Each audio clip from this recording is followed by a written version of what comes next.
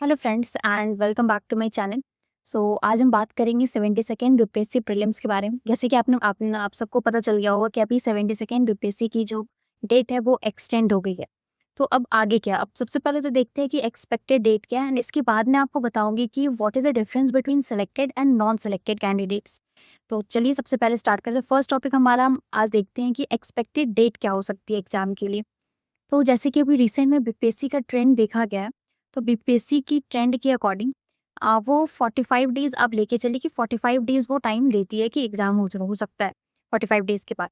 तो इस अकॉर्डिंग अगर आप देखें तो 45 डेज मतलब अगर अभी से आप काउंट करेंगे 45 डेज तो आप इसको मान सकते हैं कि मिड सितंबर में हो सकता है एग्जाम, मतलब 15 के आसपास, 15 सितंबर के आसपास आप एग्जाम का डेट एक्सपेक्ट कर सकते हैं।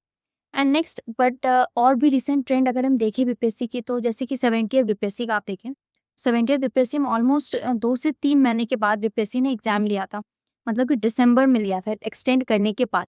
तो उस हिसाब से अगर आप देखें तो एग्जाम मेरे ख्याल से अक्टूबर या नवंबर में हो सकता है, बट आपको लेके चलना है कि एग्जाम सितंबर में ही होगा, क्योंकि आप अगर अक्टूबर नवंबर लेके चलते हैं तो वो मे बी थोड़ा लेट हो जाए। अगर बीपीएससी पहले एग्जाम ले रहे हैं तो उसमें आपको प्रॉब्लम हो सकती है। तो आप लेके चलिए कि मिड सितंबर में आपका एग्जाम हो सकता है, सितंबर मान के चलना है। तो ये थी कि अभी एक्सपेक्टेड डेट क्या है। तो चलिए आगे बढ़ते हैं वीडियो के।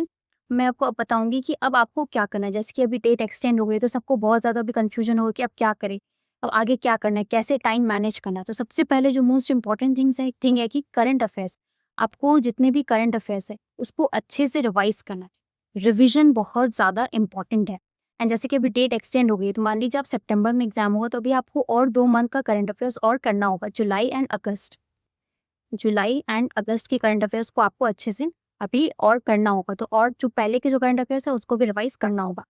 नेक्स्ट टॉपिक है साइंस। साइंस से देखा गया है बीपीएससी में कि ऑलमोस्ट 25 to 30 क्वेश्चंस पूछे जाते हैं, 25 to 30 क्वेश्चंस। तो ये आपको साइंस को अच्छे से रिवाइज करना है। अगर आपको एनसीईआरटीज की रिविजन करनी है तो मैं आपको शॉर्ट नोट्स तो नहीं बोलेंगे इसको, मैं इस शॉर्ट में मेरे पास इसके नोट्स हैं जो मैं आप अगर आपको चाहिए तो आप मुझे कमेंट करके बताना पीडीएफ, तो मैं 6 से 10 तक की जो पीडीएफ है वो अपने टेलीग्राम चैनल पे अपलोड कर दूंगी। तो वो आपके रिवीजन के लिए बहुत ज़्यादा इंपॉर्टेंट होगा। मैंने भी रिवाइज करने के लिए उन्हीं शॉर्ट नोट्स को पढ़ा था जो कि अन अकेडमी के द्वारा दी गई थी।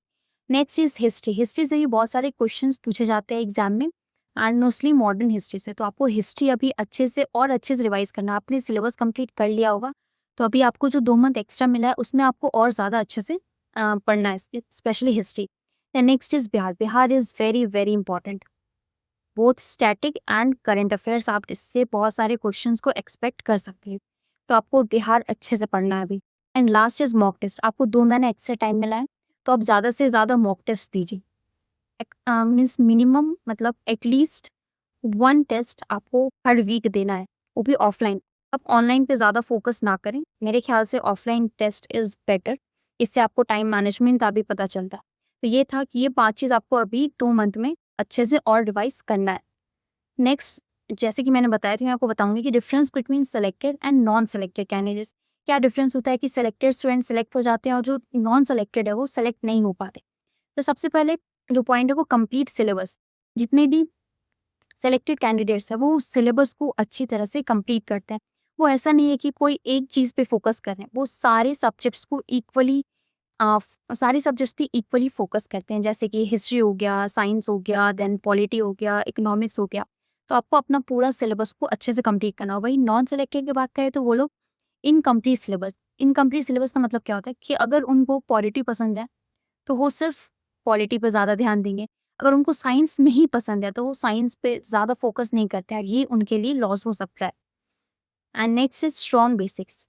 जो जितने भी सिलेक्टेड कैंडिडेट्स हैं उनका बेसिक्स बहुत ज़्यादा क्लियर होता है, वो सबसे पहले अपने बेसिक्स पे ध्यान कर देते हैं। एंड इसके लिए सबसे ज़्यादा इंपॉर्टेंट है एनसीईआरटीज। मोस्ट इंपॉर्टेंट, आपको एनसीईआरटी 6 to 10 कवर करनी है।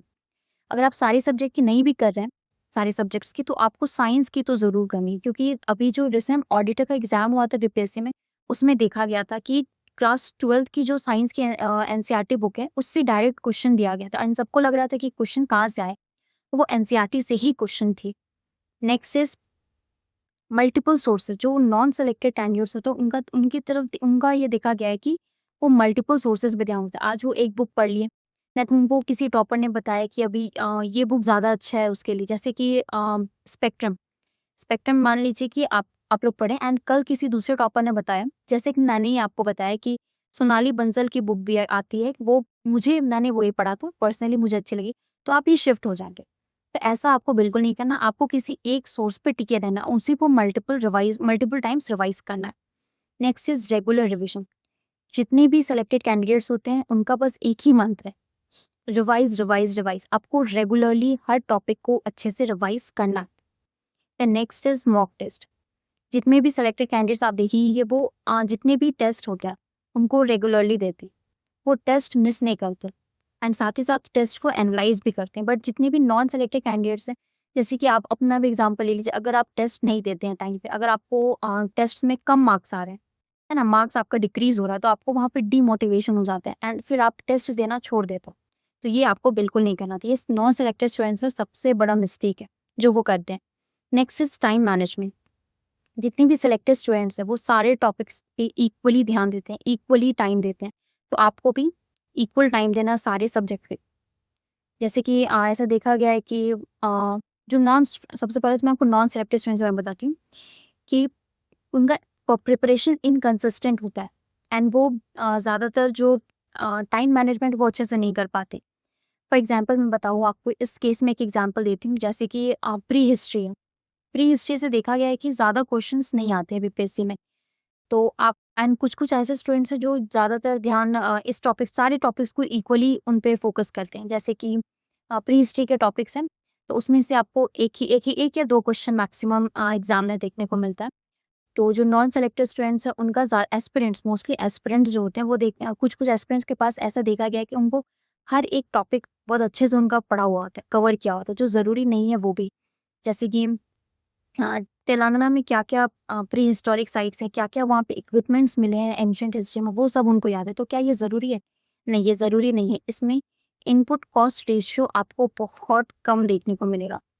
अगर मान लीजिए कि क्वेश्चन आ भी गया है, एक क्वेश्चन मैक्सिमम आएगा, तो वो आप स्किप कर सकते हैं। वहाँ पे एक क्वेश्चन पढ़ने के लिए आपको पूरी प्री हिस्ट्री पढ़ने की ज़रूरत नहीं है। तो ऐसे होती है टाइम मैनेजमेंट एंड ऐसे आप अपने प्रिपरेशन को कंसिस्टेंटली कर सकते हैं। Next is current. जितनी भी सेलेक्टेड कैंडिडेट्स हैं वो करंट अफेयर्स पे बहुत ज़्यादा ध्यान देते हैं। जितनी भी करंट अफेयर्स हैं उनको आपको थोड़े रिवाइज करना है। And next, mental composer. Mental composer मतलब क्या हो गया कि आपको पीस एंड काम रहना। जैसे कि अभी 2 महीना टाइम एक्सटेंड हो गया, ऐसे बहुत सारे कैंडिडेट्स होंगे जो अभी रेस्टलेस हो गए होंगे, उनको अभी पैनिक करने लगे होंगे वो कि आगे क्या करना है। तो आपको ये नहीं करना है।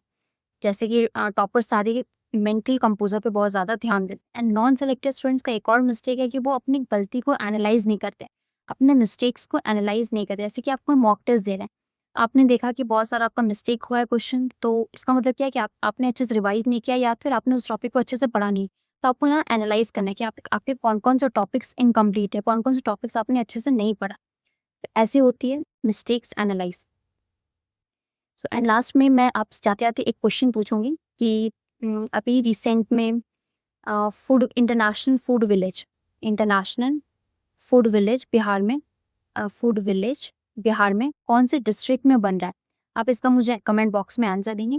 एंड यस, अगर आपको अपनी साइंस की नोट्स चाहिए जो एनसीईआरटी के जो मैंने कवर किया था, तो आप कमेंट में पीडीएफ लिख के आप कमेंट कर सकते हैं। मैं अपने टेलीग्राम चैनल पे अपलोड कर दूंगी। एंड साथ ही साथ करंट अफेयर, जैसे कि अभी डेट एक्सटेंड हो गई है, तो मैं अपनी हैंड रिटन करंट अफेयर्स के नोट्स है जो मैंने खुद बनाए, तो मैं वो भी अपलोड कर दूंगी। आप उस केस के लिए करंट अफेयर्स भी लिख के कमेंट कर देना, तो मैं अपने टेलीग्राम चैनल पे डाल दूंगी। एंड टेलीग्राम के चैनल का लिंक मेरी बायो में है, आप वहाँ पे देख सकते हैं, वहाँ से ज्वाइन कर सकते हैं। Thank you for watching. I hope आपको वीडियो अच्छी लगी हो एंड ये आपकी जो 2 मंथ की प्रिपरेशन है उसमें हेल्प करे। सो मिलते हैं नेक्स्ट वीडियो में। Bye bye and have a great day.